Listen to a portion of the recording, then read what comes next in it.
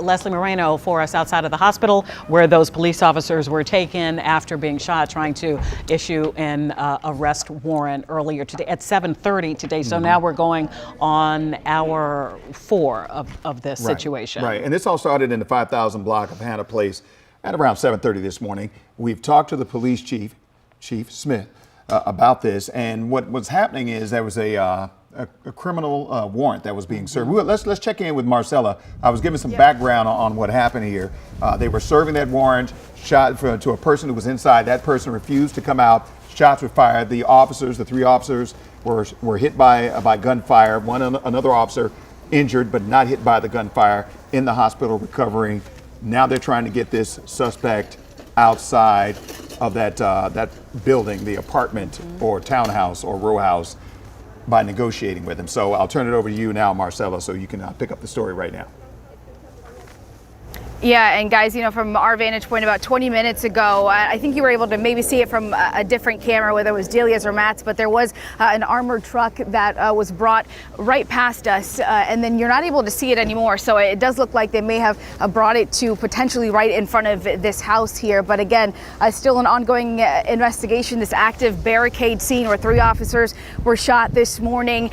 When we heard from the police chief this morning during that very brief press conference, really give you an idea of the severity of the situation that they are dealing with and how they have to approach this. Someone who shot at those 3 officers was continuing to shoot at officers, and obviously a very dangerous situation. So how you approach that is really unclear, and you have to be very careful, especially when you are dealing with neighborhood, you're dealing with apartments in the area, you're dealing with homes nearby, and then of course a school. And I want to focus in again on Kipp DC. I know we've been talking about this all morning, but this has certainly had an impact on a lot of people. I just spoke with a woman. She has 3 kids inside here. She has been standing kind of along the fence a little bit, and we're hopefully going to send that back to you guys so you're able to hear from her.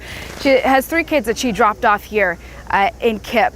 And she has been standing outside because she said she is really afraid and wants to make sure that her kids are safe. She says an officer has told her, reassured her that the kids are safe inside, but she says that it's really important for her to stand outside the school to ensure that her 3 kids are safe and to see how this all unfolds. She said that this morning she was getting ready, lives in the area, was getting ready to take her kids to school, heard the gunshots, and was surprised that it was so much police presence in this area, but says that she heard those gunshots, dropped her kids off, and says that she is standing out here just to make sure that her kids are safe, as this is still a very ongoing and active investigation. I asked her how long she plans to be out here, and she says until her kids are dismissed from school or until this all ends. So just to give you an idea of the impact that all of this certainly has, right, impacting neighbors who some of them were not able to get back into their homes, impacting the parents, impacting the students,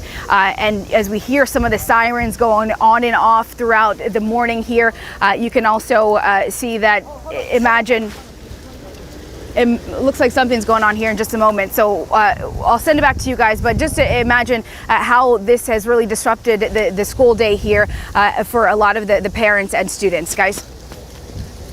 Hey, let us know when you know what is going on behind you. Thank you so much, Marcella.